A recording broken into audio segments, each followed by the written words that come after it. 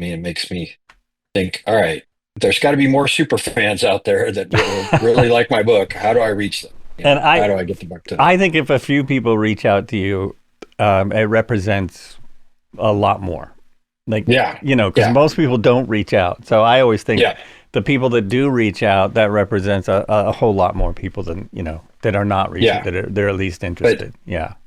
if you could get 100 of those, and there's this whole thing called 1,000 true fans, where you Yeah. can build a whole business around if you have like 1,000, which I'm just like, let's start with a dozen and then 100, then we'll worry about a Well, and thousand. that's how you build. Absolutely. Yeah.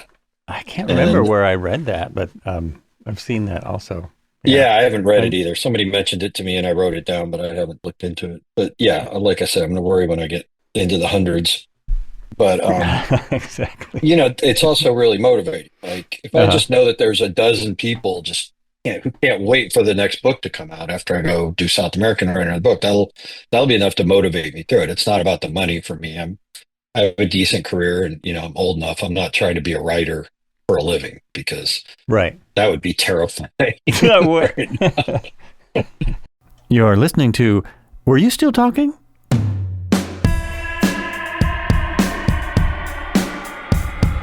Hey, welcome back. This is Joel Albrecht, and you are listening to Were You Still Talking? Today on the show, I have Matt Savino. I better be pronouncing that right. He's the author of Land Without a Continent, which is a really interesting book. He's a true modern dabbler. His journey from physics student to stand-up comedian to software developer to travel writer shows us that the most interesting lives rarely follow a straight path. His book chronicles his attempt to drive the Pan American Highway from Los Angeles to Panama, a journey that got interrupted when he found himself trapped in Nicaragua during the 2018 uprising. One of the main reasons I wanted to have him on is because I'm actually flying the Pan American Highway in a simulator live on Twitch. Some of the people that watch this have probably seen that, but so that was part of my interest, but also anyone who takes on a travel journey like that, it's just amazing to me. Welcome to the podcast. How you doing? Hey, thanks. That was a great intro. Your people did a Um, good job. so you're flying yes, my people. So you're flying the Pan American Highway. So you're in like Yeah. a flight simulator hmm going over the road, basically. Literally most of the time following the road unless the stream is getting too long, and then I'll get back on a flight path and just go to the next airport. But yeah, we're literally following the road. I switch aircraft because I'm kind of spastic or something. So it'll be like Bonanzas or Barons. Yesterday I was in a old Cessna 172. And we got up to 9,000 feet, and it didn't do too.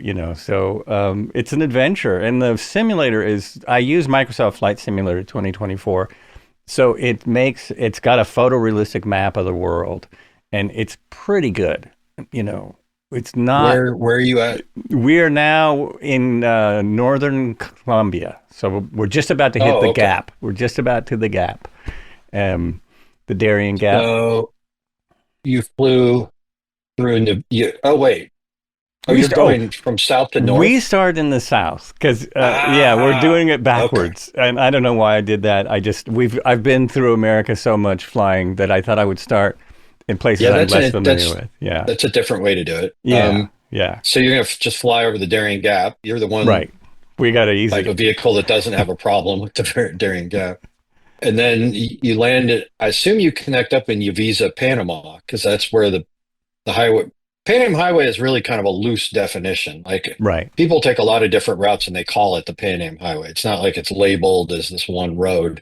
So, but Yavisa is pretty much considered the end of the road on the northern side in Panama.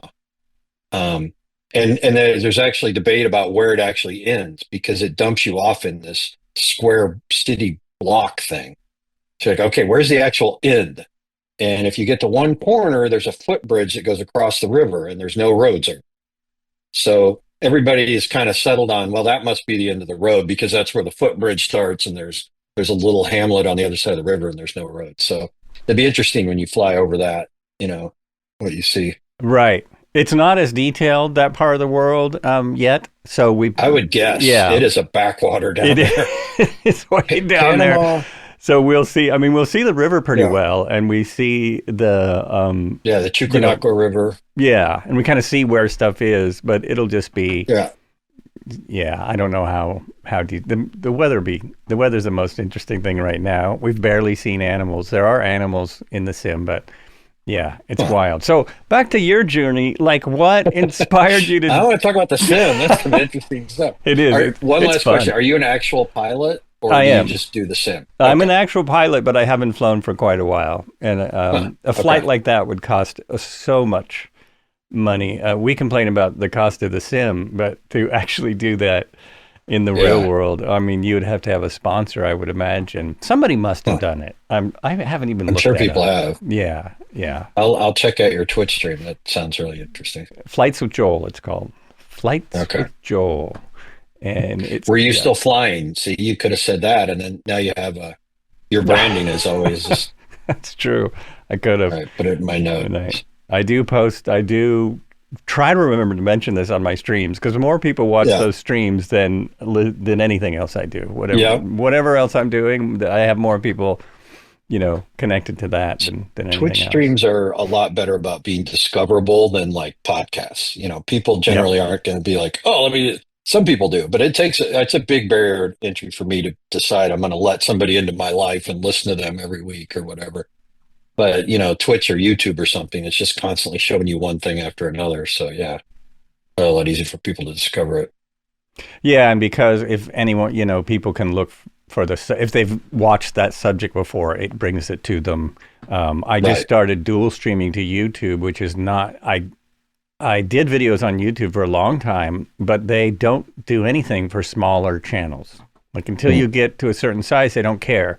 So that's Yeah, why I switched to Twitch, which when you get to 100, they start like allowing you to get paid and things like this. that's nice. So it's cool. So I just started dual streaming because they've gotten better technology that doesn't eat up your computer to YouTube again, and that's just starting to grow. Like they're just starting, people are starting to see it and starting to be recommended. So that's kind of interesting, kind of fun. Yeah, it's a ball. We have a blast. I do group flights, so it's me and 10 to 20 other people flying along, and they will fly.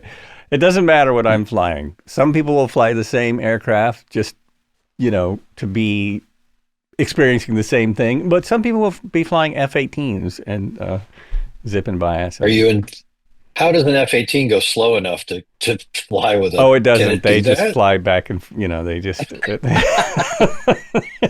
And so with the ones that you're at the same speed, are you in formation like geese or something like that? Or Occasionally, not okay, very often because I'm streaming. It means I'm doing five other things. So unless I'm the yeah, autopilot on, I'm a little hard to follow on occasion. That's what I've been told anyway. I don't know what they're talking about, but so so yeah. But I try to stay on the same path and just I mean yeah, people jump up to get lunch or whatever, so it's hard to stay together as a group. But we mm, always land when we land. It's like, oh wow, there's 20 people here. I had no idea, yeah, and we land more than I need to. Like I don't like point A to B flying. We don't just fly from the airport where we left off to the next airport 200 right. miles You want to away. see stuff. Yeah, Yeah, we want to see stuff and check out the airports. And landing's always a challenge, or can be. Like yesterday, they were high airports in a small, underpowered plane. So it was interesting. mm, Yeah, fun stuff. Yeah. yeah. But you actually did that in the real world. That's more interesting to me. Were you Well, let's see. You've been a comedian. You've been a software engineer. You have a pretty diverse background. What was it that drove you in 2019? Drove you to go down the Pan American Highway, and was it the highway you were after, or were you actually going to another country? So the genesis of it was we were in Patagonia for this photo trip where we go with this guide that I've gone on a bunch of trips with him and I really like. And the thing I like about him is he gets you into these dicey situations. If he thinks there's going to be a good photograph, we're just off, safety be damned. And so we've had some pretty crazy wilderness adventures. And I was there when so we were down there in Patagonia, and then he was talking to this boat captain on the Chile side, and he wanted to get into these Chilean fjords that are hard to get into. The government controls them. You can't just go in there with anything. And this boat captain knew the government people. He'd been in there before, and I saw it was like watching an expedition get arranged firsthand. And so I got all excited and told him I was in next year. Let's go do that. But the trip also involves a lot of driving, and the only cars that you can rent that you can go back and forth across the Chile-Argentina border with are these horrible little, I call them like Geo Metro type cars, if you remember those things from the US, Yeah, that I yeah. was just sure I was going to die in on it. Like we almost rolled it. We popped a couple tires. The tires are these horrible little, it was like everything on the car was the cheapest you could possibly do. So I Googled, could I just drive to South America and have my nice FJ Cruiser with big airbags and wide wheelbase and not die on the road? And you said you can, but then there's what we were just talking about, the Darien Gap, where you have to ship your car around. It's kind of a pain, but people do it all the time. Hmm. So that's what started the whole thing was the desire to have my own comfy car and not be in these horrible little death trap cars for this second expedition, which I didn't even end up making it to that because my foot was causing all kinds of problems. And there, my original plan was to drive to Patagonia in like 5 months, which is insane. It took me 7 months to get from LA to Panama. Oh, wow. So, and so, Wow. yeah, I was only on the road for a little while after I realized, oh yeah, that's an aggressive. If I actually want to see stuff instead of just blow through, So you were stopping and I'm look gonna. at squirrels and stuff. You weren't. Yeah, I mean, I spent probably almost a month just in Baja, just camping, and I met these really cool people and got to kind of experience surf culture a little bit, and just had these kind of amazing outdoor. It's so wild down. Like once you get south of Ensenada and Tijuana, it's kind of like Alaska to me in that there's not that many roads. There's still these haciendas down there from these old California ranchers from Spanish days that there's no roads to, that you have to take a donkey to get to there. Oh, They got wow. Wow. they only completed the road in 1974, I think. And before that, it was like you couldn't even drive from one end to the other. And yeah, so and I wanted to. A lot of people went slower than me that I met out there. A lot of people would go really slow, and I kind of almost felt like I was going fast. But I still spent a decent amount of time in each place and felt good that I got to see everything. Yeah, that's awesome. But then your trip was cut short unexpectedly. Yeah, I had plantar fasciitis really bad, to where I could walk like one day I could go on a hike, but then the next day I'd be hobbling around. And if I got to a new city, I could walk around for a couple hours before the pain just got too much, where it wasn't enjoyable at all anymore. And that's a real bummer because that's the fun part to me is get to some new city and some colonial city with cobblestone streets and walk around and look at everything.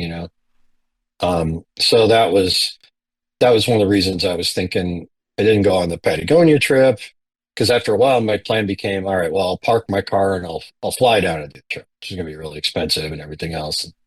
So, and then I had enough money I could definitely get through South America, but I would have been kind of broke when I got back. And you hate to be broke and looking for a job because then you feel really desperate. Whereas at least I had some cushion if I came back. So, and since you have to ship your car from Panama to Colombia anyway, I just shipped it from Panama to Galveston, Texas, and came back to the US.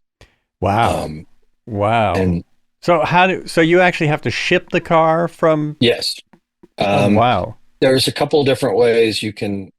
The Panama to Colombia part, Hmm. people usually share a shipping container. You can fit two cars in there or a car and like however many bikes. Um, and so they'll share the costs. It was around 1,200 to 1,500,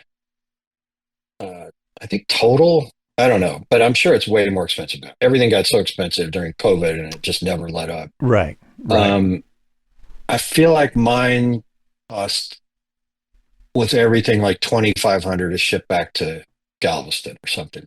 And I've back then I know people were shipping their cars from Brazil back to the States and it was around 4 to 5 thousand.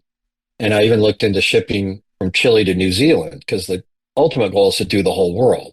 Oh, okay. Um, and and I Nice. got a quote on that of only 3,800, which I was surprised because that's the longest leg. If I did the whole world, that would be the longest shipping leg of all. Yeah, But I think like I shipping said, from the West Coast to Hawaii is more than any of those prices you mentioned. it might It's be. freaking Well, and expensive. then there's also roll on, roll off, which is what I did, Oh, and okay.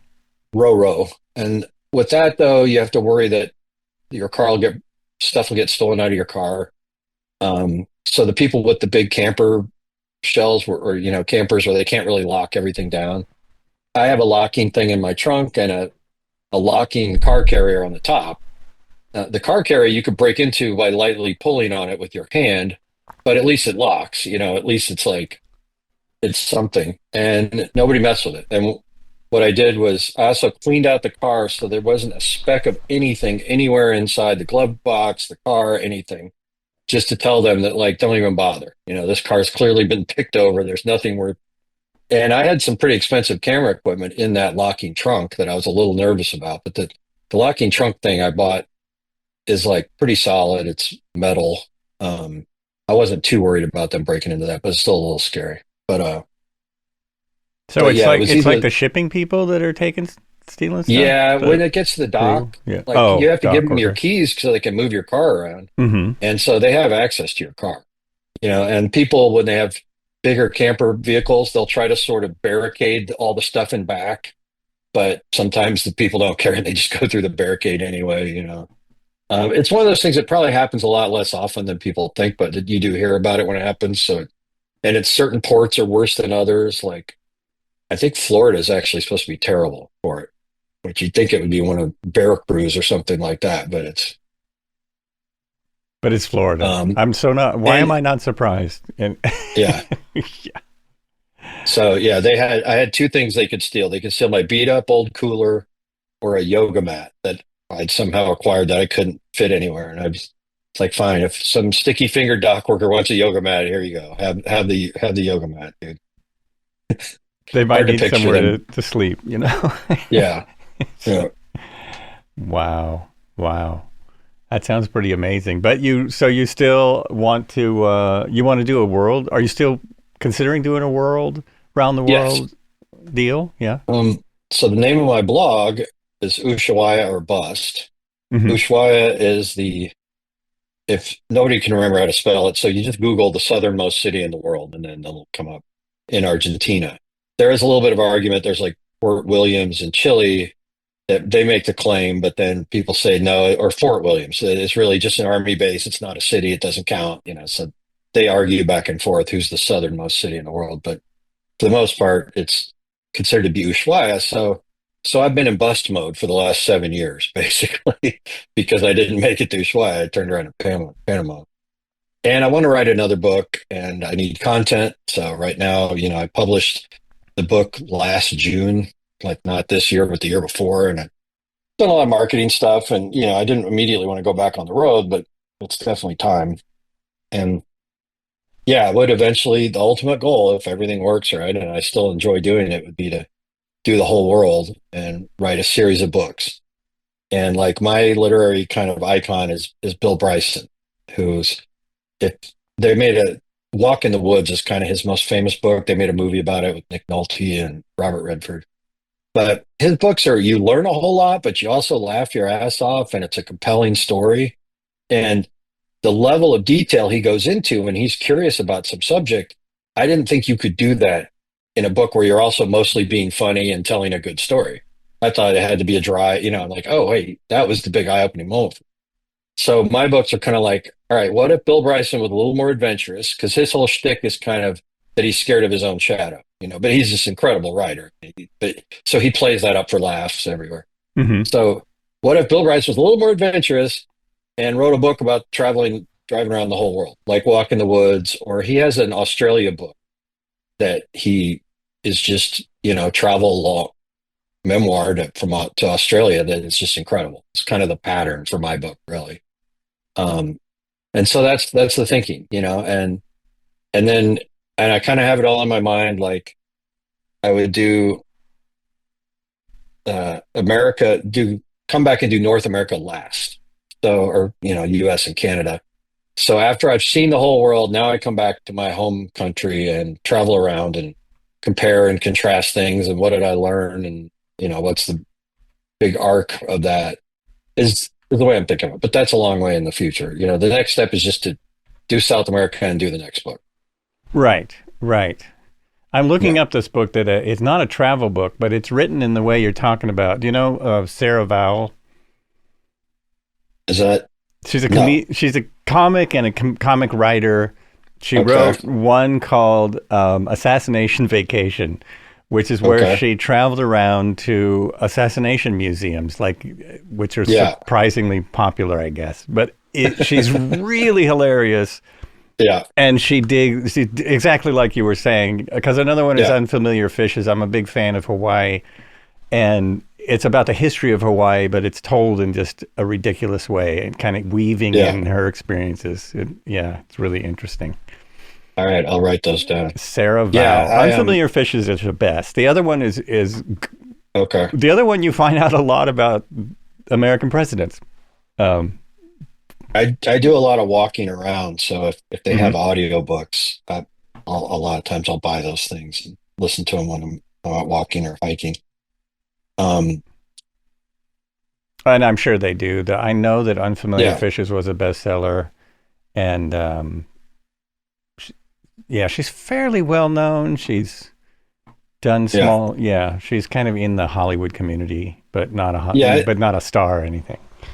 I think of it as like the humor and the adventure is sort of the sugar that helps the medicine go down, and the medicine Right, is actually right. learning stuff, but hopefully in a fun way. Like when I was talking earlier, like doing the Facebook ads is really interesting because now it could just be because Facebook skews a lot older, but my biggest fan base was people that are older than me, kind of retirement age, and they want to go on the trip vicariously. And in some cases, some of the ones who reach out to me literally want to meet up with me on the next trip. So, but then for others, it's they could never imagine driving through Honduras, but they want to know what it's like. And I think that's great because I feel like the older I get, the more interested I get in history. When I was in my 20s, I really didn't care all that much. It had to be something really exciting to capture my attention, and then still not for long. But now I don't hardly watch any scripted TV show anymore. I just want to watch documentaries. I'm just for whatever reason, I'm just so much more interested in things that actually happened because they're usually weirder and something you could never make up anyway. And so yeah, it doesn't surprise me, I guess, but it was cool to find out that that's kind of my core audience. Maybe that's also like people who read, And people who and the haven't, older you are, the you better know, you of a reader you are too. well, So that's true too. in general, Yeah, that's true too. But yeah, I think young readers aren't reading as much as no, older readers. That's what it seems like. um, And yeah, talk about learning. I've been a history buff for at least 30 years, but I was old when I was started being a history buff, I guess. Anyway, the the Revolutionary War series. Have you seen that? I haven't Ken recorded. Burns. Oh I, my I the Ken gosh. Burns ones, I record them, and then I kind of have to be in the right mood, and then I'll just binge and kind of watch all of them at once. But yeah, I love Yeah. his stuff. It's kind of hard because they have so much great information, but they also will put you to sleep. Just that pace, that Yeah, Ken Burns pace, and the way they fade from. yeah, which isn't Yeah, bad because I it's watch TV when I go to sleep a lot right. anyway. So it's Like, good, but wow, yeah, eye opener. It's a lot of things you kind of know in the back of your mind, but you haven't really figured it out. Like yeah, the fact that this became a country is just flabbergasted. But the main thing I was not shocked, but not really thinking about is that it's like it was the Civil War. It was the first Civil War. Everyone hmm fighting in those battles were related. They were Yeah. all people that knew each other. So I never really thought about Yeah. that. Yeah. Every time I watch one of those kind of things, you get so much more insight into current events. Right. Like, Right. oh, this isn't the first time we faced this. Oh, this is why this one thing that we still do is important. There was a series on PBS. It was kind of like designed for high school or college classrooms, and it was all about America up to, I don't know, 1812 or something. Maybe it kept going. I don't know. But that 200 year, you forget there's 200 years before the Revolutionary War, and a lot of Americans' minds, we just, okay, well, maybe not 200 years, 150, something like that, right? It's When all the colonies started. 1492 until, Well, I Columbus, mean, but that's a like when misnomer, did but Virginia yes, get it? it is Yeah, like 1500s to yeah. 17, And yeah. and it's like I don't feel like we learned a whole lot about that period at all in high Right. school. So Right. this thing was just fascinating because there'd be a whole episode on 1600 to 1650 or something like that, and what all was going on. And I assume Ken Burns probably goes a little bit into all that stuff too as the prelude to the Revolutionary War. He goes through it pretty quick, but he also Okay. starts before 1776 because that's not when it started. Yeah, you have So to. he starts before that, and I Yeah. was kind of ignorant to the fact that that's the beginning of the war. We always celebrate this like this is the end of the revolution, 1776. No, that's when it started. That is when the Yeah. first battle happened. It's like that nothing had even been written yet. They didn't know. They had no idea about making a country. They wanted to have England stop be taxing them and you Right. know taking their people and enslaving people and um, it's bizarre, but there it wasn't for several years before they went. Well, we're really into this now. We're going to have to break away from England, and that Mhm. wasn't their original thought, which was another just wow. Yeah. Yeah, And there was yeah, so many people that stayed on the side of England, and to them, you were basically a traitor. You couldn't be any more lower on the food chain than to be this guerrilla traitor. And but except now, those are the heroes, and the loyalists are the scumbags that Ethan Allen or whatever. it's Um, true. but, It's yeah, exactly that. We because and the most of the traitors, the people who fought against the English, were more the common man. All the people yeah, in aristocratic society were for England. They're like, yeah. "What are you Why would doing?" they want to upset the apple cart? Right. Why Everyone's would you going want to fighting for do them. that? And all these Yeah, people literally came out of the woods, the Daniel Boone types, and said, "You know yeah, what? I'll fight for this. This is something I'm interested in. You guys are." And then he goes into quite a bit about the Native Americans being, what's the word? Just being used against each other and oh yeah.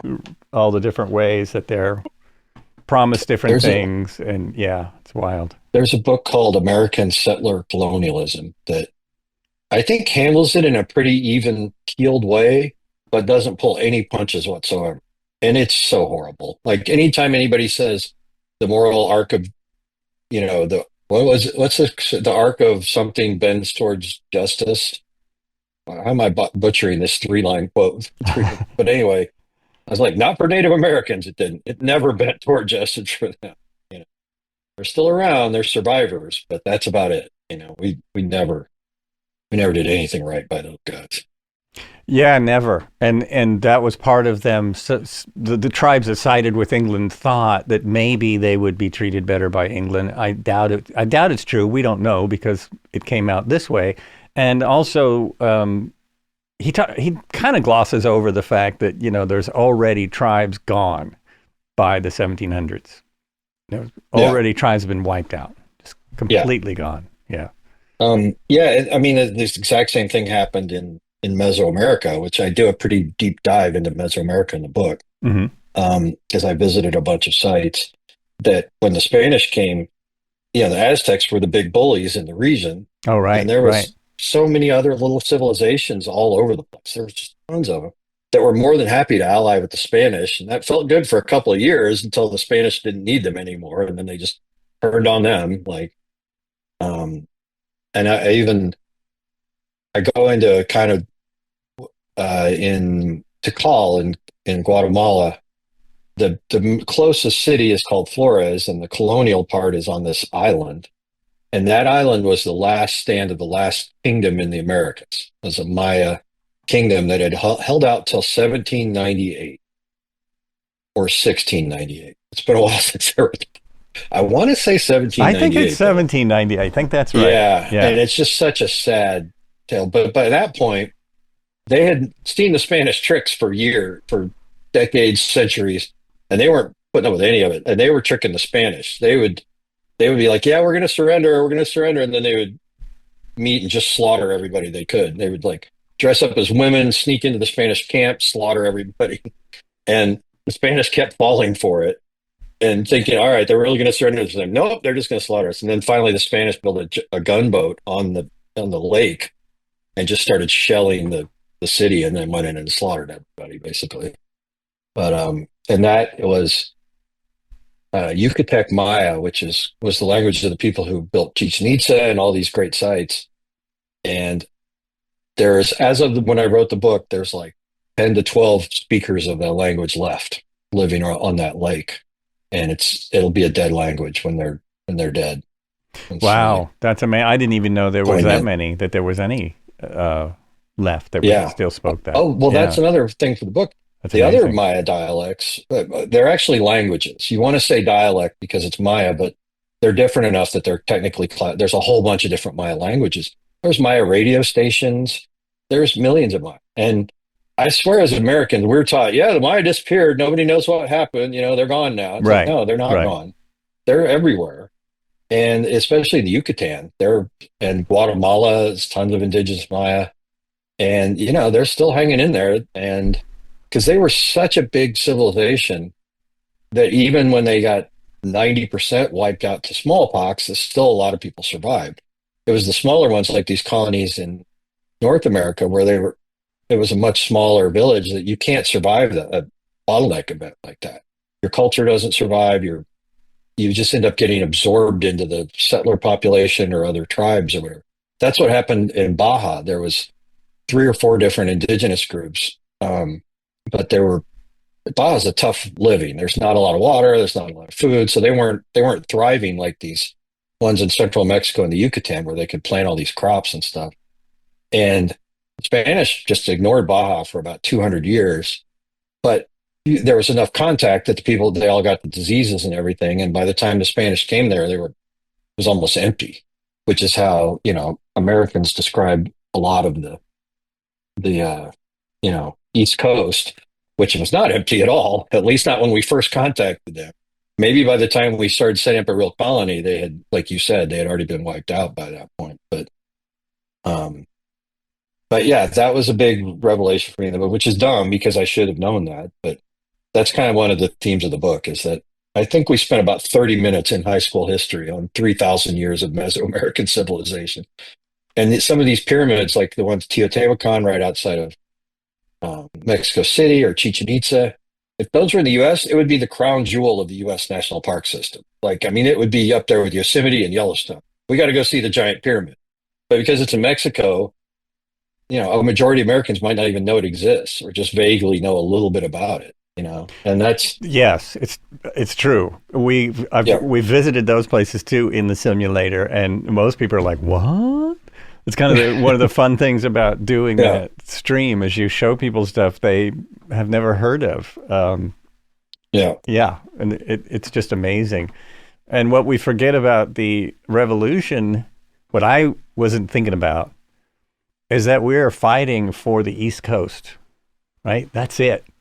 We have no idea what's beyond yeah. Virginia, basically. And there's the over 2/3 of the country has never been explored, but we're assuming whoever wins this war, it's theirs, Hmm. which is kind of bizarre. It's like Yeah. whoever wins this war, then we'll go conquer any people that might be out there, which is what happened. Which what But happened. yeah, Yeah. which is exactly what Lewis and happened. Clark were a Yeah, peaceful expedition, but the right. ultimate end end game of it was not peaceful at all. And I kind of wonder if they were horrified by that. And I'm kind of curious because, yeah, that wasn't Yeah. the idea. of their That's, journey, really. They and were, that's, yeah. if I do write the whole series of books, come back and do my country last.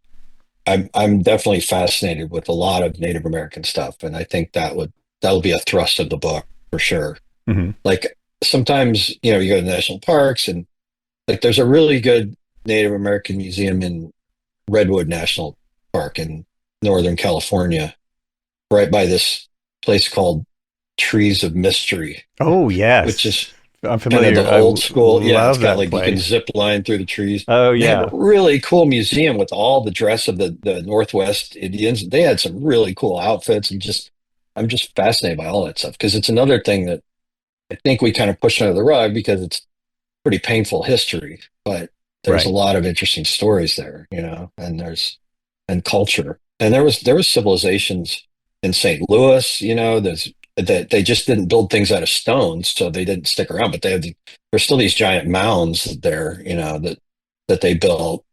That, but the thing is, it was another thing where by the time people started moving into that area, they'd already been wiped out from smallpox and warring with each other and whatever else. Um, but yeah, that stuff's really interesting. I mean, I know hardly anything about the St. Louis mound builders, so that would be something I'll try to I go think to in the hardly book. anyone And does. I yeah, think it's still a bit of a mystery, like what yeah, they're starting to with what's it called, lidar and different types of detection. They're starting to figure out more about yeah, them. lidar is really cool. Yeah, It's finding a lidars lot are of things. that's amazing. Um, so they're Yeah, still pretty mysterious though, and well, yeah, and you have like Chaco. I've been to Chaco Canyon in New Mexico, and that was sort of the upper reaches of this whole Mesoamerican civilization. That were people that were influenced by that. And just like it happened in Mesopotamia, I'm sure that, and even if they're not close enough to each other to fight, there's still got to be a lot of trade and things, and ideas get transferred. And so that civilization that started in Mesoamerica was starting to spread throughout the American heartland, where we know you can grow plenty of crops, which is kind of the one thing you need is to be able to feed a whole lot of people in a fairly small area. But and yeah, so well, that's one of the things that wiped out the many Indian cultures was because they were hunter gatherers, mostly hunters. And, the entire plains of the US had enough buffalo to feed millions of people. yeah, Millions of people. And wiping those buffalo out, this is a bit of an aside from your book, but wiping out those yeah, buffaloes um, was a concerted effort to starve them, starve these yeah. strong tribes, the ones that were left by that time. They wanted to starve them out, and so they wouldn't want to live there anymore, or make them farmers, which was very tough for a lot of these tribes to do. Yeah, They couldn't be farmers. What is that about? yeah, the moral arc of the universe does not bend towards justice Yeah, it on that doesn't one seem at to. all. It doesn't seem to. It I depends. I want to believe that. It's like, yeah, I want to Uh, believe, but boy, yeah, especially with uh, things happening these days, it's hard to get my mind around that. That's what and that's what every story we're told has, right? Every movie with a happy ending that's the ending, is that the arc of the universe bends towards justice. oh yeah, Um, I mean, it's people you want to believe that because otherwise it's a pretty bleak existence out there. Um, and sometimes it does, but it takes generations, which doesn't really do you any good, you right, know. right. Um, yeah, And I've read that from a lot of political authors lately, that these struggles have happened before, and yeah, it'll be different in 100 years or whatever. Yeah, yeah. that doesn't help that much. No, That's thanks, but it still kind of yeah. sucks. I mean, racism is one thing that does over time seem to go down, even though it's not a smooth curve. Right. And I do think as if we solve the other challenges with global warming and feeding everybody and all that, that that's one thing that will go down more and more because the kids just usually aren't as interested in that. Again with flare ups and temporary setbacks and all. But in our lifetime, I don't know if we'll see any more major progress right now. Yeah, it's to me. I mean, I'm a child of the '60s, so we thought we were doing really well by this time, Yeah, and late the events of late, starting yeah, in 2020 or so, really, I've been really shocked, yep. because it's Same not here. like it's big cities like Chicago and New York. It's everywhere, and Oregon is a small state, and it's apparently an extremely racist state, which is just The yeah, it's Yeah, the scary. interior of Oregon seems like it's always been, they've always had a lot of like militias and things going on in there that kind of sketchy. Yeah, Idaho seems to be their cluster now, right, their right, their ground zero. yeah. Yeah, Yeah. we're definitely on one of those sawtooths going back the wrong way for a little while. That hopefully will get turned around at some point. Yeah, my hope is that that will make it like it'll open people's eyes to go a better direction. That's my hope ultimately, that things will, because shifts happen, and this shift has happened really fast, which means it could shift the other way just as quickly. Um, Yeah, yeah, you just never know. You just never know. Um, the kids usually figure it out, well, that's what you we know. hope. Yeah, and there's a lot. The younger generation is pretty inspiring, to Yeah, me. Pretty inspiring. I've been pretty shocked. There's a lot of inspiring things on TikTok of all places, where yeah, younger people are, speaking out, speaking their mind, having more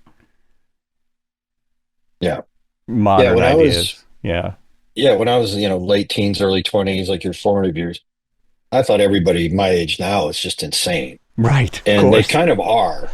But as you get older, you realize, oh, there's reasons why they're insane. There's baggage, they're compensating for things, this, you know, but but it's so easy to see that stuff when you're young. So then you say, oh, I'm never going to do that thing or that thing. And then you make different mistakes. But hopefully over time, those mistakes get a little smaller. I mean, I think we're doing better than 1,000 years ago. There's feudalism, I don't think was a better, output for humanity than what we've got now, even if we're on the going down on a sawtooth a little bit. So eventually, you get the peasants are like, hey, we just want some basic stuff. Can you do that for us? And then I guess the Magna Carta was really more about like dukes and stuff. Like that they just didn't want a pure king, but at least it was a first step towards um the idea. And even like Chichen Itza, the first go around. Oh no, so cheats, yeah, there's different periods. And by the end, they were doing sort of a Senate type thing. Like it wasn't a divine ruler anymore. And that was a Mesoamerican feature forever, is that the ruler is a god. You have to listen to everything he says. And but by they were getting to that point.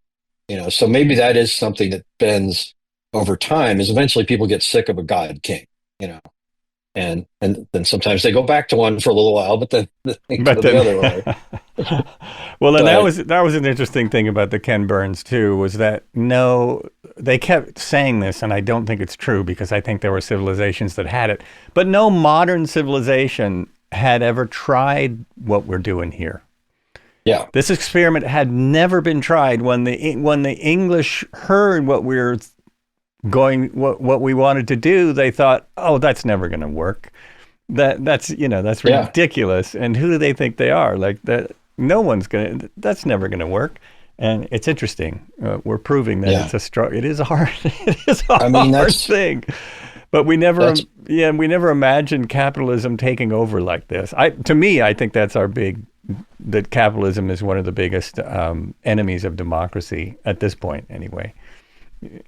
it's. I look at it as that it's a bunch of naughty actors that you have to have good referees on the field, and because especially since we've had this new thing where somehow it's the corporation's goal, not goal, even mission, to make as much money as possible, as amorally as possible. And so if you look at it that way, yeah, we got to have good referees. I always like, I don't want to reinvent the wheel. Just look, whatever Scandinavia is doing, they seem to be doing all right. They've still Right. got at least three markets and capitalism. Let's just do what they're doing and then we'll figure it out. We don't, but Americans are always like, no, we have to completely reinvent everything. We have to do things totally different than the rest of the world. We don't care what the whole rest of the developed world does with healthcare. No, we're going to do our own thing and be 10 times more inefficient with everything we do because And we're Americans. Scandinavia's woke, man. Come on. Yeah, What a yeah, woke country. We couldn't be doing that. They're so woke. I mean, they yeah, they're believe too woke. they too woke. They believe in And climate. They believe the in climate change. happiest They people in the believe you world, could you know. change. You shouldn't be ignoring it. They're doing Yeah, major projects to circumvent it. Saying, yeah, and they do have public health care. And aren't they one of the, I think they're not one of the richest companies in the countries in the world, but they're pretty doing pretty well. yeah. And And yeah, then it's a better the model. happiness index, they're always like at the Hmm. top. Like Denmark is the happiest country in the world for some reason. Which Wow. I wouldn't be that Wow. happy if I was in Denmark because there's a lot of darkness in the winter. It's And I yeah. that's why I've been okay in LA for the last 25 years. I don't have the skin for it, but I still like sunshine. I get too seasonally disaffected too easily. But I I guess if met you my grow up in life. Denmark and you're I used met to it. my wife in LA, and I lived there for 11 years. I grew up here in Oregon, but Where are you at? I'm in Oregon in Eugene, Okay. and Yeah. we moved back up here to take care of a family member, and I have never gotten used to it. I've been back here for 24 years. Wow. I'm not reacclimated at all. I'm Yeah. happy to go back to LA.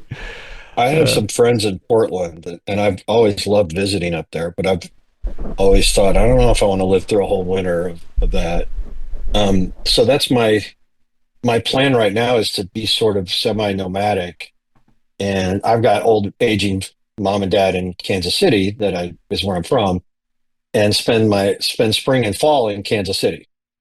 Lovely in the spring and the fall. Not so much the summer and the winter. The and that's winter, here. Spring and summer is awesome. oh yeah. Fall and It's winter can be not as awesome. when I go to Yeah, Portland, like my sinuses immediately clear up. Like the air is just so nice. yeah. But but yeah, I can do Kansas City in the spring and the fall. And even now, like I miss the seasons. I really miss the fall when the first cold day of fall and you smell wood smoke coming out of people's chimneys.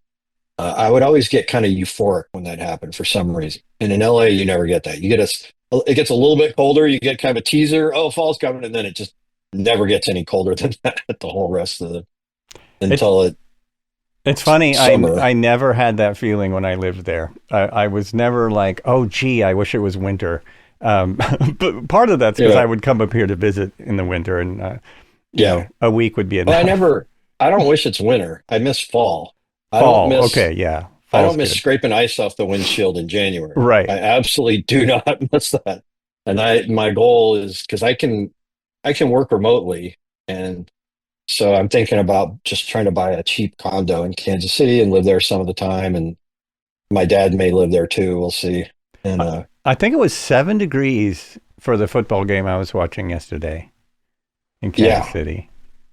was it seven I, or was that the wind chill? think I it, don't know. well, maybe it was wind chill. Yeah, I think Yeah. because we had the playoff game against Miami 2 years ago that was five, and people lost their fingers or Oh, toes. A couple of people got frostbite. whoa. Fans got frostbite so bad they had to have things amputated, and that's just brutal. Like, That is really brutal. That's a little too big yeah, of a fan of football. And yeah. I'm yeah, gonna hope that they. sorry about that team there. Oh, yeah. Well, we had a pretty good run. I can't complain. Definitely. I was Yeah, a shocked. lot of fans are freaking out right now, and it's like, guys, we've won three out of the last five Super Bowls, or three out of five. After my entire waking lifetime of just losing painfully and either being terrible or losing horribly in the playoffs. So yeah, people are. It's kind of the same thing with the government with the elections right now. It used to be that it seemed like the president would get that incumbent bump, but then about 6 years, at least with like Bush, Clinton, Obama, people would start getting sick of them for whatever reason. They're just tired. They're done. The vibes are bad. And now everything's so accelerated now, I think after 4 years, the vibes are bad, you know, maybe 2 years. And so I don't know. Like, I forgot where I was going with that, but yeah. Things are cyclic. Things Oh, go up and so, down. but yeah, it's the same way with the Chiefs. It's like, guys, just try to have a little perspective, you know? Like, we've had a dynasty. There's like 5 teams in the NFL that can say that after so much pain. I think it's probably because a lot of them are younger. I went through the Marty Schottenheimer years and all the pain, and little pieces of me died inside with each one of those. And you can't hurt me anymore. You know, I got hurt and we made it through the rain and we had a great time. And who knows if it's over or we'll be back there again. But yeah, people need to try to keep, and the same way with the government is I was like, all right, as long as, there's no major depression or terrorist attack or war, people will probably be like, yeah, things are okay. And no, people don't think that way. People are never happy unless they think that things are actively improving, no matter how good things are. Nobody ever says, at least enough people that can swing an election. Those people are always pissed off, basically. That um, well, that's true because it is just certain voters that do make a difference. Like I feel like my yeah, vote's it's such a really not. sliver now. It's such a small thing. No, I in Oregon, vote. your vote Yeah, doesn't matter. In California, my not vote doesn't. really. It doesn't really matter. It's because we know what it's gonna be, and so Yeah, yeah, it doesn't matter. and we got it pretty good out here. Yeah. It's the economy's good, or was pretty good. It's kind of going crappy now, but eggs were too expensive, so that's it. Gotta just blow it all up and put it, the we actually January 6th guy back in office. we actually buy eggs from a farmer, so never Yeah, changes. Never same price all the time. But it is wild how those decisions, which you think would be pretty big, are based on the latest hearsay vibes. the I day call it before vibes. the vibes before the day Yeah, before the it's all election is vibes, right, and it's it, right. it's not vibes with everybody, but I've come to the conclusion that the sliver of voters that can be influenced to either not vote, or switch their vote, which there's all three things. Like there's Hmm. demotivation campaigns to get the other side to not vote. There's motivation campaigns to get your side to vote. And then there's people, a lot of people seem to think of it as just getting them to switch their vote. And but the other parts are really important too. But the people in those slivers in the handful of swing states tend to be pretty low info politically. So they're not up with, how we're destroying this area of democracy or whatever. They're just up with vibes. So basically, vibes decides the fate of the free world every 4 years. It's so And true, and this is what drives me yeah, kind of nuts. It's like the people who decide the vote. A lot of people vote, but a lot of people, including a lot of people I know who I think are very intelligent people and who sometimes seem to be involved in politics, they're really just looking at a few headlines to make a yeah. decision like that. How do I feel Yeah. about the state of the country right now? Yeah. How do I feel in general, which must be because of the state of the country? And I'm not happy. Which in Blow it reality, up. you know, how we feel in general is mostly not about the state of the country. I get No, I get upset about the state of the country. It is affecting people, a small group of people. It affects all of us in ways that we might not know about. But it shouldn't be what makes you happy or not. yeah. And it isn't Oh, really. It's not really what upsets you, or yeah. And happiness isn't I based on that. I think it's because we, as Americans, we just never have to face consequences for anything. We never had wars on our soil. I guarantee the people in Syria are thinking very long and hard about their vote and very specific, practical thing if they get to vote. I don't know. I'm just assuming. But in other countries, there's very real, tangible things. And I'm sure, like in the Great Depression in the U.S., people were voting on really tangible things. But now it's just sort of we just kind of muddle along economies. I mean, when I was graduated from college in '92, it was a recession. Nobody I knew got jobs except like accountants or electrical engineers or people that had very specific degrees like that. And and really growing up in the 70s, it was kind of like that. And then we had that one crazy period in the 80s, and then the crash, the yuppies and all, and then the crash. So my memory is way more recession than boom time. And then starting with the 90s, it's flipped. There's been a few down times, but mostly boom time. And people that are younger are just so used to boom time, they take it for granted. They just think, oh, that's the way it's always going to be. I'm always going to be able to get a good job getting right out of college. Yeah, maybe it's a little tough, but like we didn't even try. We just waited tables and stuff. And everybody I waited tables with had a college degree, basically. And eventually you get a job here, something works out. Like eventually I took some computer programming classes and that ended up leading to the career I have now. But that's because it was the late 90s and San Francisco was a good time to be into all that stuff, Oh, it what was a boom happened? time. What happened in San Francisco in the late 90s? The dot-com. Oh, that. Yeah. Yeah. Programmers were rock stars. Like, yeah, Right, that's what I want right. to do. I want to Big do that. time. Absolutely. And we think it doesn't matter until some genius director puts out a movie called House of Dynamite. Oh my God, really pissed me I off. can't watch that. I know that I would Don't. get so It is disturbed by so that. It's good and so the way I've like heard. right Yeah, on. It's like right on point, and it's really well done. And it doesn't, strangely enough, it kind of stays out of politics. yeah, It's just like, what if this happened? yeah, What if there was a missile headed for the U.S. And it's going to hit in 19 minutes?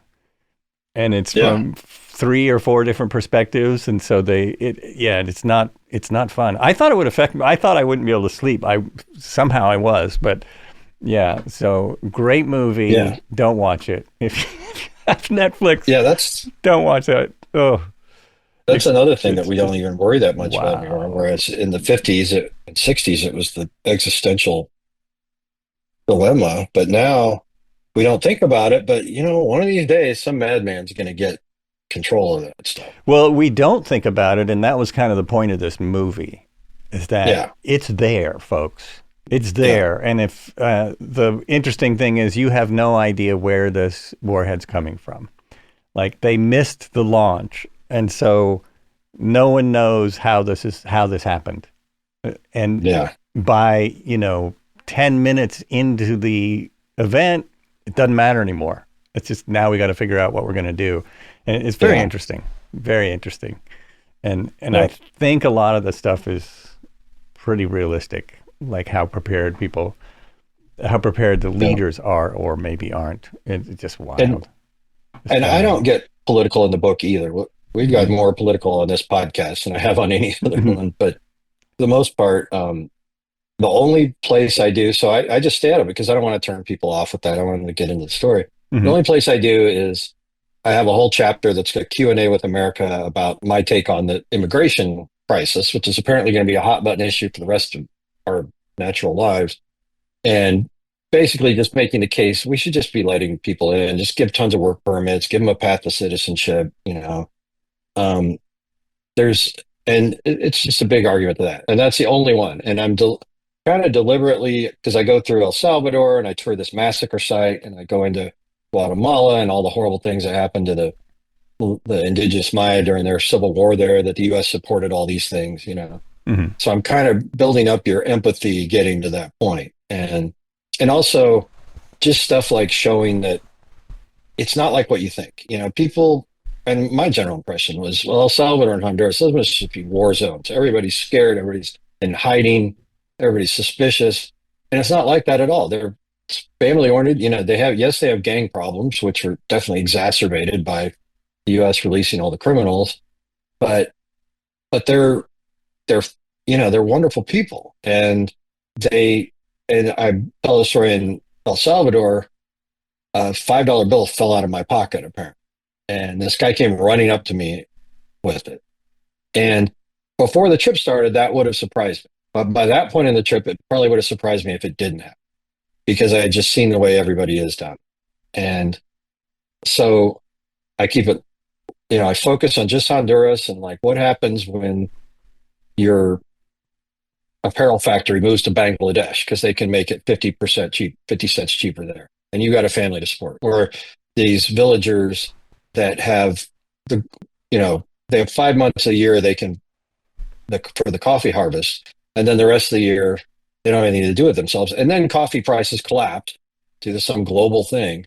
Like, what would you do? And I think most people, you put it to them, yeah, I might try to sneak into the United States and get work because I need to support my family. And a lot of them, they don't even want to stay anyway. They want to make some money and then they come back and roll into their village as like the big shot. And so that's a perfect, just give them work permits. There was this book kind of focused on this one village where the woman who wrote it was embedded, and the people going and coming back, and they would, there was two reasons to go. One was seen out of necessity, which is okay, and one was seen out of greed or ambition, and that was not okay. Until the remittance checks start rolling back into the village. And then everybody's good. And now you're getting measured against the other people. And if your remittance checks aren't adding up, then you're a Haragon, which is a very grave insult. And this one guy worked in the States for like 2 or 3 years, working 12-hour shifts at a deli, and came back as a total big shot, bought this dream house, put in stuff he'd see in the US like a hot tub when nobody in Guatemala even or Honduras even likes showering with hot water. They don't want but it was a status symbol from the US. Married this young bride, the prettiest girl in town, that big ceremony, and peasants were, peeking in the church windows. And then after like 6 months, he started worrying he couldn't afford his lifestyle, snuck back into the US. She got lonely in the dream house, moved back in with her mom. And I say in the book, like, I don't know what the moral of all this story is, but the point is, like, we give all these work visas out to Mexico, and we have net neutral migration with Mexico. There's probably more Americans going to live in Mexico being expats and Mexicans trying to come live in the United States, or at least it's similar. And it's because we give out like 75,000 work permits a year or something. And with Honduras, they had like maybe 1,000, and this even started under Trump's first administration. So while they're publicly blasting MS-13 and doing all this stuff, they're actually trying to continue some of these programs that maybe started under the administration before them. And it just can't be ever known. They can't talk about it, or then they're in trouble, but they can do it quietly. And but it's really hard to get. And anyway, so I've just confined it all to that one chapter. I'm like, all right, I'm just going to grab the third rail here. You want to skip this chapter, go ahead. But here's my take, and on a common sense solution, all this stuff. And that would be my dream, is that the book somehow blew up a little, and it kind of had to nudge the Overton window just a teeny bit back towards some kind of sanity, because I think we're just insane right now on all that stuff. And I don't even think, Yeah, I don't agreed. even think with a lot of people that it's necessarily just overt racism. I think it's more fear because they've been played up with that. And one illegal immigrant kills somebody on the subway, and that becomes just blasted. And the left does that too. They blast things on their end and get people all worked up. That's kind of the name of the game in politics. But in a lot of cases, these are like one-off things. And yeah, you're going to get crimes. They used to do it with black on white crime. And everybody's like, yeah, that's probably not a good idea to go blasting black on white crime. But these racist websites still do it. And people's brains just aren't equipped to handle that stuff. They just turn to mush after a while. And so I blame the leaders in a lot of ways. There's some people that are just inveterate racists, but I think a lot of people, it's just fear. They really are afraid that MS-13 is coming to their town and it's going to cause all these problems. People trying to get to the U.S. are not MS-13. They just want to work in farms. They want to clean the bathrooms in your office building, that no American wants to do anyway. So anyway, It's just really unfortunate that there are people, even everywhere, but in my city, that are afraid to do stuff, to go to work, because of the color of their skin, and it's terrible. oh, I And they know. do a lot of work. Yeah, But it's so horrible yeah, right it's now. so horrible. And the thing you talk about certain political actions that they can't talk about. Yeah, It's so true. I mean, so much goes on every day in politics that does not get talked about because, for one, it would be really hard to explain to people unless you yeah, watch Robert Reich, and he'll explain it to you. But it takes a lot to explain so many of these issues, and also like a bill that's coming up. They're so full of things. I thought The West Wing was good at explaining that. I don't know if you ever watched that program, but it was behind the scenes at the White House, and Yeah, they told the public like little bits of information because that's all they have time for. And yeah, what you told them was so important. And then let's get on with our day because there's a all these 10 soundbite. other things. There's Yeah, people to save in Honduras or whatever it is, and we got to do that. and So yeah, they make deals with the other side, like, yeah, please don't yeah. make this political. We're trying to do something here. If you don't make this political, I won't make this other thing political. And by political just means put it on blast, make it sound scary, turn it into a national issue. Because as soon as you do that, everything changes. You can't get anything done. Well, and the immigration problem. I'm going to be talking to someone who actually works on the border, building houses soon. Um, the immigration problem has been this way for at least 40 years, and no one's been had the time to really do it. I don't know specifically what the issues are. Like, I'm not an immigration expert, but I know it's amplified, you know, in the name of fear. If we scare people about this problem, and Yeah, especially right now, it takes their eyes off this real problem over here. It really takes their yeah, eyes off it. And I mean, that's what a lot of the national push for racism is, the bigger, racism idea. It's just like it's been in any country that's done this, where that's a way to scare people. That's all there. It's a scare tactic. And yeah, we did get deep down into this yeah. subject where I don't usually talk as much politics either. Um, but appreciate your views. So, it's good to hear. And I always like hearing from people who have been spent a lot of time in other countries, because I think we miss a lot just living in America. Well, that's the whole idea of travel is that it always blows your preconceptions out of the water. Right. There's always stuff that you didn't expect, especially when you go to a culture that's not on, go to Europe. Okay, it's going to be kind of like I expect, but go to a country that isn't on the same socioeconomic level, and you have all these assumptions that aren't real, and that's why you have to go there and experience it. And, the safety issue, like I was always worried about that. And then I'd get there and feel comfortable and maybe get too comfortable the other way, and then new country, oh, I'm scared again, until I get a couple of days and the hair stops standing up on the back of my neck, my mammalian like fear instinct goes down and okay, now I'm comfortable. That's interesting. I went to Mazatlan not very long ago, a couple of years ago, and I haven't traveled outside the U.S. hardly at all.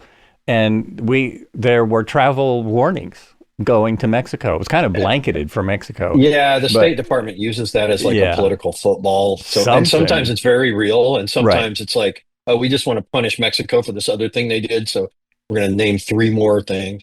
My dad would call me during the trip all up in arms. And the thing is, it would be a State Department warning that was already there.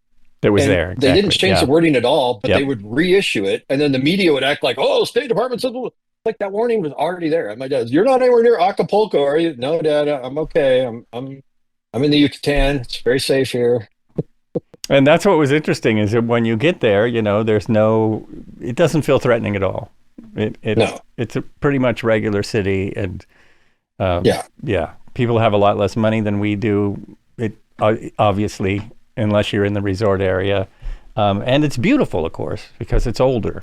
Uh, Yeah. that part's always amazing. Another interesting one for me was, I think around 2013, I stayed in Mexico City for a few days in this kind of up, not the fanciest suburb, but upper income called La Condesa. It's kind of like a hip new neighborhood. And just seeing bar after bar full of young Mexican yuppies basically having fun and like, oh, that can happen in Mexico. It was dirt poor. There's definitely poverty, but there's also a whole middle class, and especially in like Mexico City, but in other places too.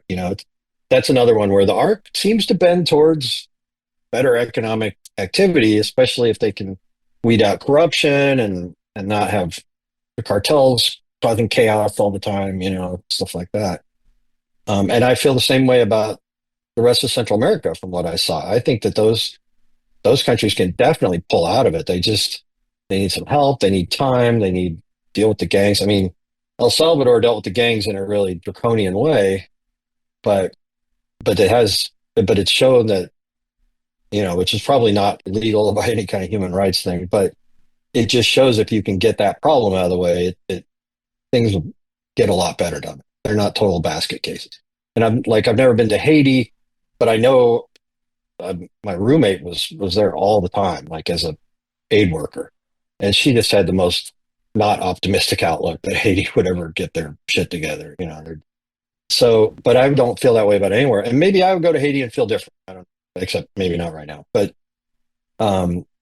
Central America, like, I don't feel like any of those countries are basket cases. I feel like they just need the U.S., to stop messing with them, which we pretty much don't with Central America, but we sure did in the Cold War. We caused a lot of the problems that they're still pulling out of now. Like in Guatemala, like you have this military. They weren't a dictatorship, but they pretty much had all the power and they could kill you whenever they want. So, and they've slowly, just agonizingly pulling out of that to where they actually have rule of law and democracy and stuff like that. And their economy gets better all the time because of it. That's so interesting because I had that feeling more in America in the 70s and late 60s, The malaise. just after the Vietnam War, when Yeah. people were being bumped off. It was a little, Yeah.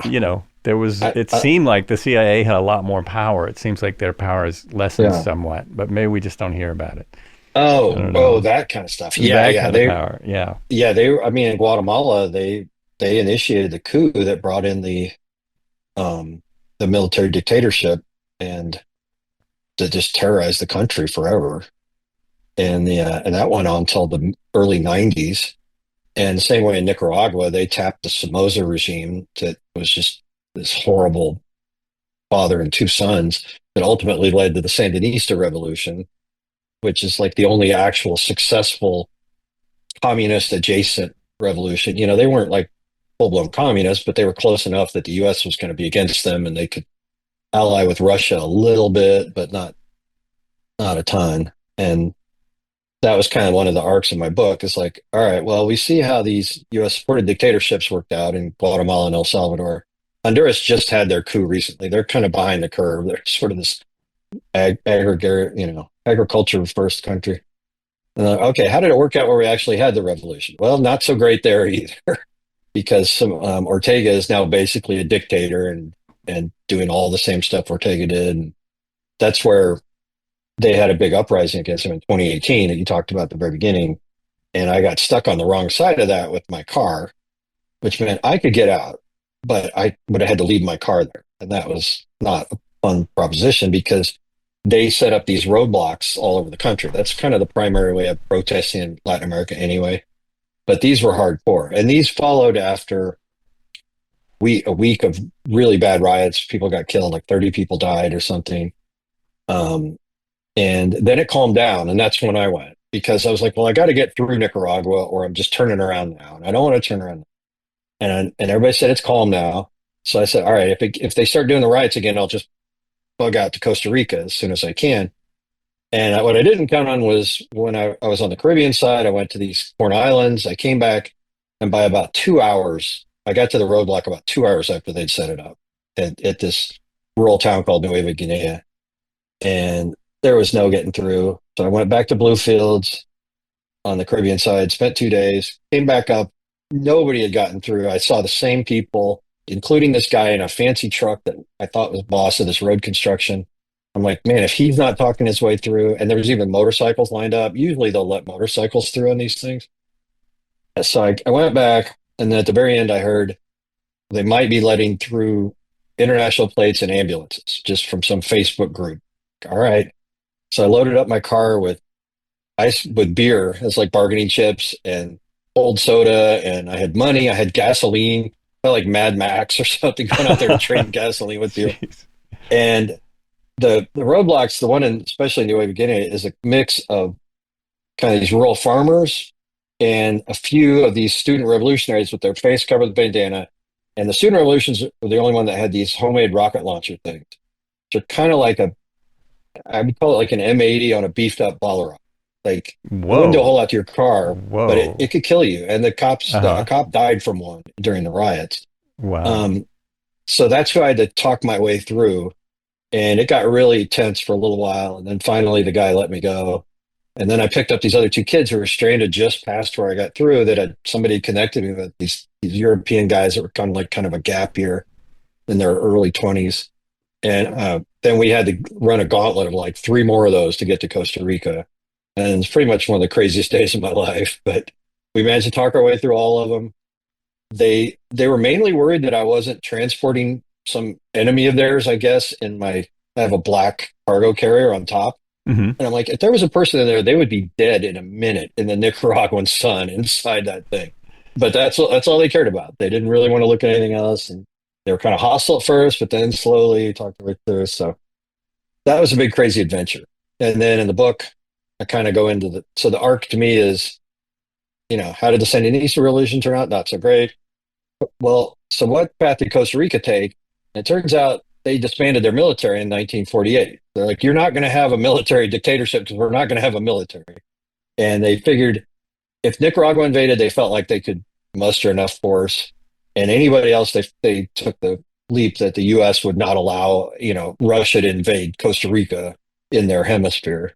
So they didn't need an army. And they're basically the success story of Central America, and that and other factors, but that's one of the big ones. And So I'm Panama, curious, you got through yeah, those roadblocks and got to Costa yeah. Rica. So then what actually turned you around? When did you decide you had to Well, it was turn a around, decision. ship the car So back? Costa Rica, go through Costa Rica, spend some time there.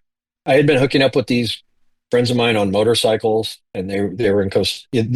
They're all pilots for United Airlines, so they would fly for a month, park their bikes, fly back, sorry, ride for a month on the bikes, park their bikes, fly back to work, fly because they can fly for free, Oh, right. and Nice. fly for a month. Nice. They were all advanced enough in their careers. They're all based out of Guam, basically.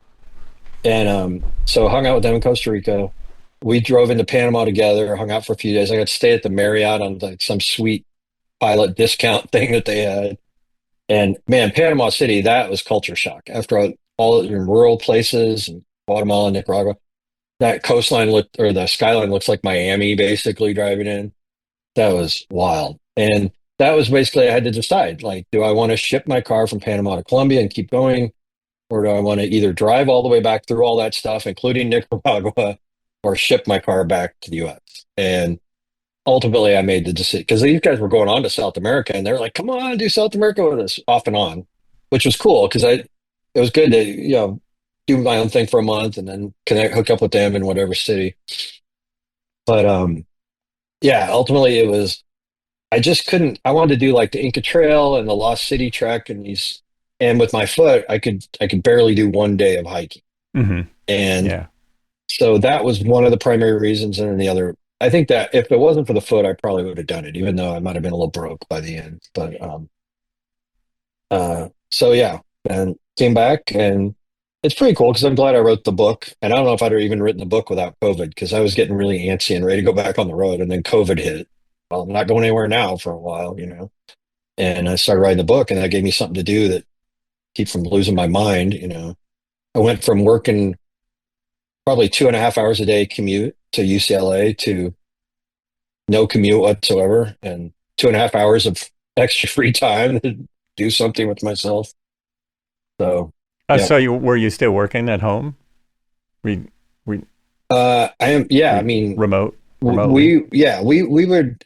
they would give us like one day off, or we could take one work at home day every couple of weeks. But we always had to make up some BS excuse, which just drives me nuts because everybody knows you're making up the excuse, including your boss. But you still have to do it. You still have to go, oh, I'm sick, or I got the refrigerator repairman coming, or Oh, something. I meant during COVID. Were you? Yeah. So we went Yeah. from that to full time all the time. And we've been work from home. And we've been Uh-huh. work from home full time ever since. Some of the people on my team Oh, okay. have moved out of the city, so they couldn't really bring them back if they wanted to. Hmm. And there may be at some point they do like what these companies do, where they say, "All right, you got to be hybrid at least. You got to be back in the office 3 days a week or something." But so far, they haven't done it. And our off I do go back every now and then. They have get-togethers. Our office is still sitting there like the day we left it. It's like the zombie apocalypse hit, and it's just my That's little water bottle crazy. just sitting right there on my Oh, that's desk. wild. Like it's creepy. Yeah. And my wife worked at the U of O, and she was actually on her way to retirement. Had her retirement planned. So Yeah. when she went home, she figured she wouldn't be going back, but everyone else eventually did. I think it took a year, at least a year. So they're all Yeah. working. They're back working again now. They I have, mean, yeah, but I kind of miss it, it's you know. smaller. It Like, doesn't take 2.5 hours to get anywhere here. yeah. It's And different. mine wasn't bad. My boss is a lot worse than mine.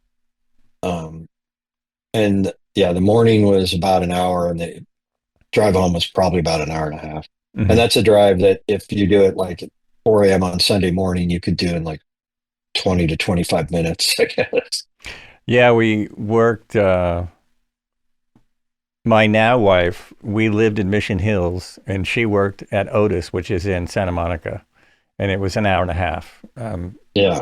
Both times, there and back, hour and a half, because she had to drive at rush hour. Basically, she would even go in a Yeah. little bit late, but it's rush hours from 9 a.m. to 7 or 8 p.m. Yeah. And yeah, when I would drive it at night a few times, it just kind of pissed me off. It's a 20-minute drive. It's Yeah. literally 20 minutes, which I never even thought about because you're not thinking about Yeah. that when there's traffic. It's You like, you never wow, give wow. distances in miles in LA. It's always minutes. Right, And that minutes right. is context dependent on what time is it. Is it a weekday or a weekend? What time? I'll give you Yeah, the minutes because the miles are meaningless. yeah, absolutely. Completely meaningless. Yeah, Well, listen, this has been a great conversation. It went way off into different things that I wasn't sure expecting to did. talk about, but I hope you enjoyed it. Yeah, it was fun. Yeah, we should probably wrap it up now. I'm going to do my little Okay. thing where I go, you've been listening to, were you still talking?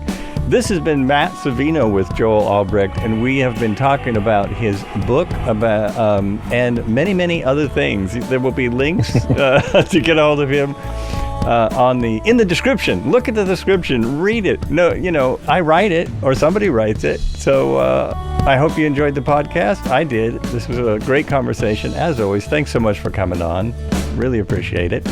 And we will see you all soon, very soon. More podcasts coming up. So be good to yourselves, travel more, and be good to each other. Thanks a lot. All right. Thanks a lot.